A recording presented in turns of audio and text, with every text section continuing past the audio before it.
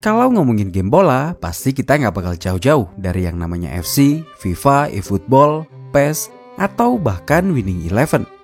Tapi kalian tahu nggak, ada game bola yang jauh lebih tua dari game-game ini. Lalu gameplay dan grafiknya aneh banget. Kita nggak bisa ngendaliin pemain di lapangan. Kerjaan kita cuma ngurusin dapur klub, mulai transfer, nyusun strategi, hingga jagain mood pemain. Grafiknya dulu juga kayak karambol gini. Tapi anehnya dengan segala keterbatasannya, game ini punya efek candu yang luar biasa.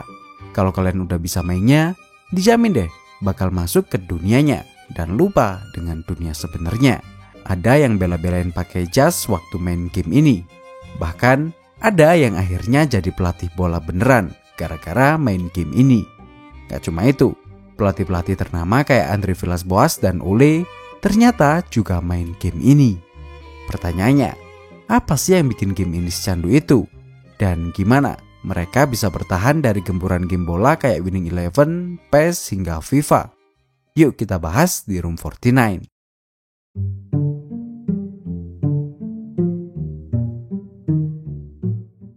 Oke, kita balik dulu ke tahun 1982. Saat perhatian dunia video game lagi tertuju sama judul-judul game populer kayak Donkey Kong dan Pac-Man.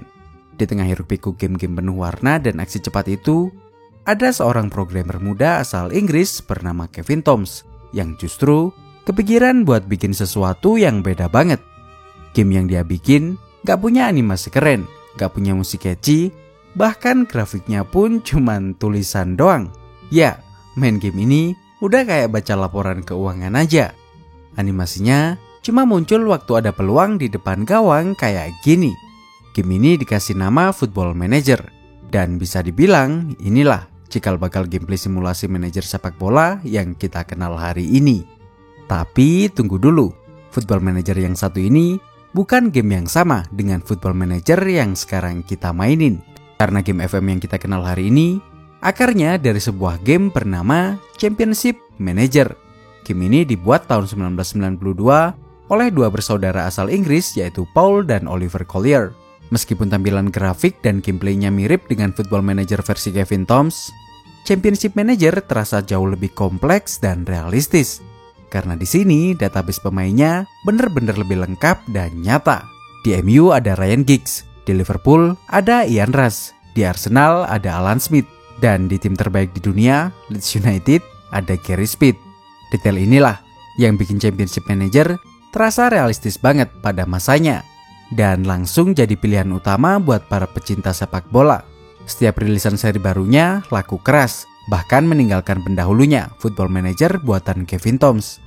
Lah, tapi bentar bang, kok bisa Football Manager yang sekarang dibilang lahir dari Championship Manager?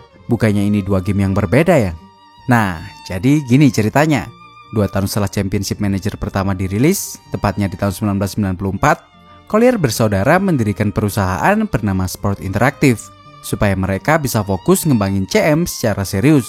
Emang sih gamenya saat itu laris manis, tapi market size-nya masih kecil banget. Setiap rilis, mereka hanya bisa jual 20-30 ribuan piece saja.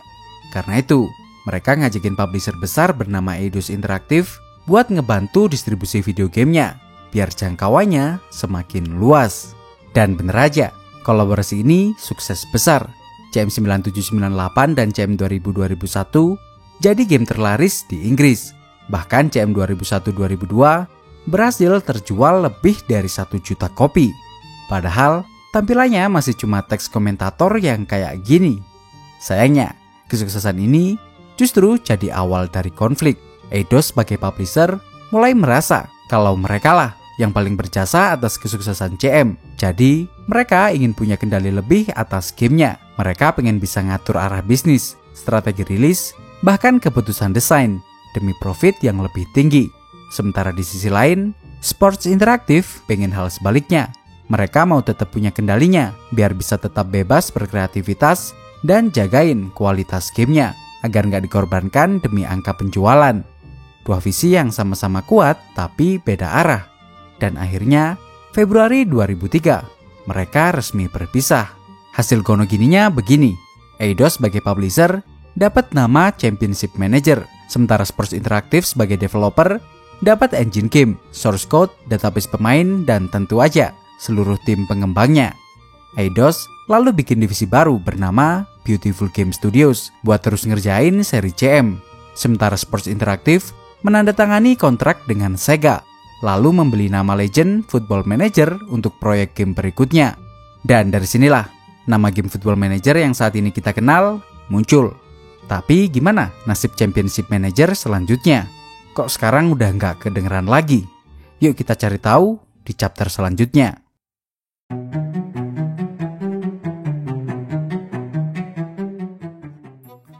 Setelah ditinggal Sports Interactive, Championship Manager kayak kehilangan arah. Mereka harus bangun semuanya dari nol lagi. Hal ini diperparah dengan ambisi Eidos yang pingin cepet-cepet rilis versi CM yang baru biar bisa cepet profit dan gak kalah start sama Football Manager garapan Sports Interactive. Biasanya CM butuh 2-3 tahun buat ngembangin engine baru. Tapi kali ini cuma dikasih waktu 1,5 tahun aja.